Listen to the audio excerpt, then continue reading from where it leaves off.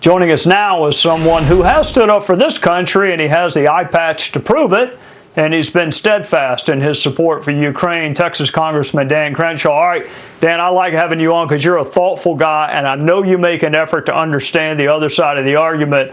So what is the other side for not helping Ukraine in its war with Russia? Thanks for having me, Trey. Look, there's some good arguments and there's some bad arguments. Let's just focus on the good arguments, because the bad arguments that our side is making is very depressing, and they're almost pro-Russia in their tone. But the good arguments are, look, it's just too much money. Right, $40 billion gives you some sticker shock. Gave me sticker shock. The Biden's proposal of $33 billion gave me sticker shock. I think if Republicans were in charge, we would have said, look, let's use unspent COVID money. We don't have to appropriate more money. Let's use that.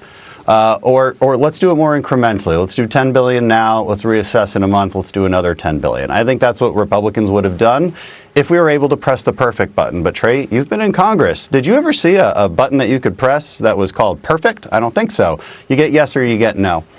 And so I pressed yes with those considerations in mind.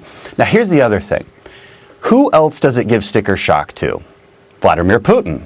So Vladimir Putin has a military that's been degraded severely. Their morale is extremely low. Their supply chains are in critical condition. And now he just is realizing that his opponents, the Ukrainians, are going to have basically an unlimited amount of resources to continue fighting this war. This is an investment in the severe degradation of our second biggest adversary, the Russian military. They will not be able to invade other countries after this and destabilize the globe. That allows us to do something. It allows us to focus on our actual biggest adversary, which is China. It allows us to refocus because we're no longer as worried as we may have been before about destabilizing Europe. So you have to think strategically when you vote on these things. It was a big price tag, but in the end, good investment without a single American troop being deployed. You're right, Congressman. You get yes, no, and present really isn't an option. So you voted yes. What was in the package specifically that made you say, you know what, I've got some questions, but I'm going to side with yes? It was pretty clear cut. A quarter of the money was actually just for our military, just to backfill our resources that we've expended. So the other 3/4 was for Ukrainian military, and that's a mix of weapons and humanitarian aid. There's pretty good oversight measures in it as well. And look, again, I understand the counter argument. It's a huge sticker shock, but there's some bad arguments too. People are saying, well, we can't put baby formula on our shelves, but we're sending money to Ukrainians.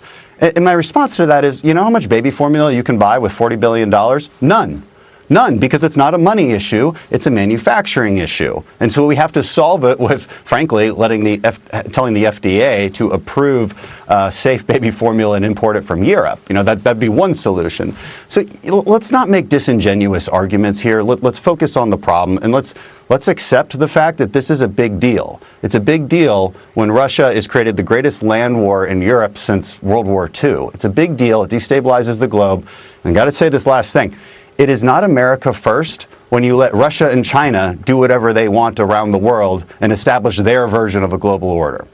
That puts America last, because we cannot prosper in a global order led by Russia and China.